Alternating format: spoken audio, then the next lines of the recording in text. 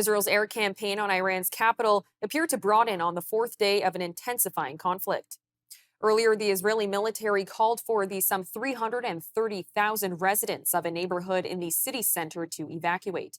Our correspondent Adam Zivo has more on a missile strike that hit an apartment complex in Tel Aviv. Hi, I'm Adam Zivo reporting for the News Forum. I'm standing here in downtown Tel Aviv in a neighborhood that was struck by an Iranian ballistic missile just last night. Details are still emerging, but it appears that the missile explosion severely damaged several buildings and caused a handful of fatalities as well as numerous injuries. The ensuing shockwave destroyed windows in a large radius around the impact site. Shattered glass is ubiquitous within at least a 100-meter range. Many businesses and apartments have been damaged. Broken storefronts are a common sight. The crunch of people stepping on shattered glass and the bleeding of ambulances is this morning's soundtrack. This attack is the first to have landed in the heart of Tel Aviv. Previous hits were limited to the city's suburbs. Notably, the explosion occurred in one of Tel Aviv's trendiest neighborhoods. This is an area that is known for its bohemian culture, its charming cafes and bars, and its inclusivity, particularly with respect to the LGBTQ community. Police have cordoned off the core impact site, so the full extent of the damage there remains unclear to the public. Yet one need only look up at this damaged high-rise to get a sense of what to expect. I spoke with several Israelis about their experiences, many of whom are residents of the area. Here's what they had to say. I had the notification that I have to go to shelter, went to shelter.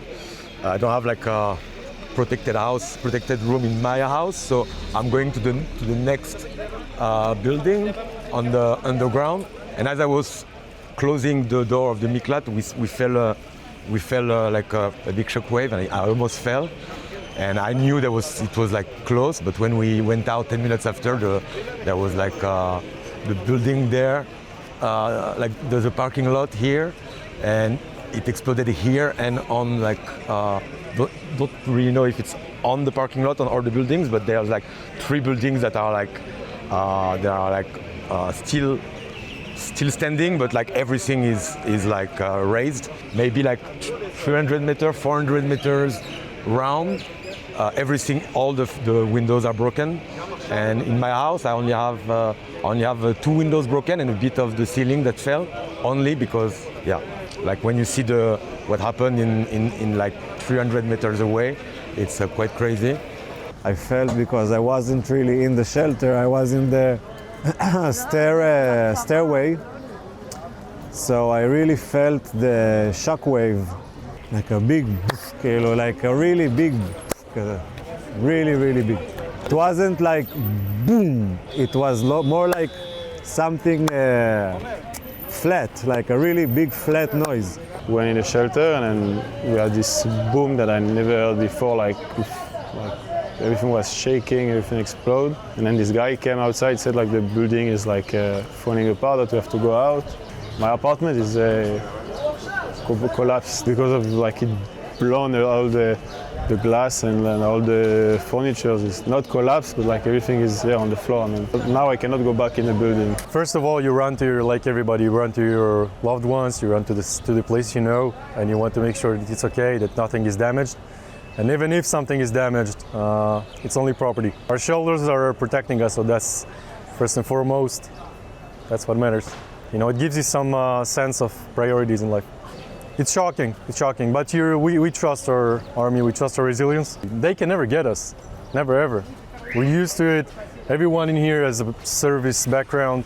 Everyone is known for, like, we know how to operate, we know how to defend ourselves. This doesn't scare us. This is just part of the day-to-day. I specifically for myself really believe that I'm really protected, and you know, by God and by good energy, so I'm not really scared. I'm not scared at all, actually, because to be scared for me is to lose the war, and I'm not ready to do that. I got pretty lucky because like I'm safe, obviously.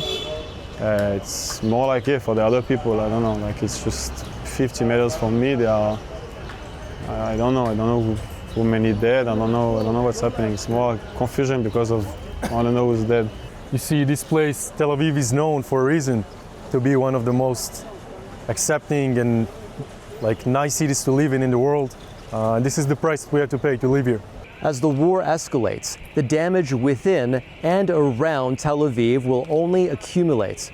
Yet Israelis seem resolute in their conviction that such costs are necessary to defang the Iranian regime, for the damage these missiles can inflict pale in comparison to the nuclear threat Tehran aspires to wield.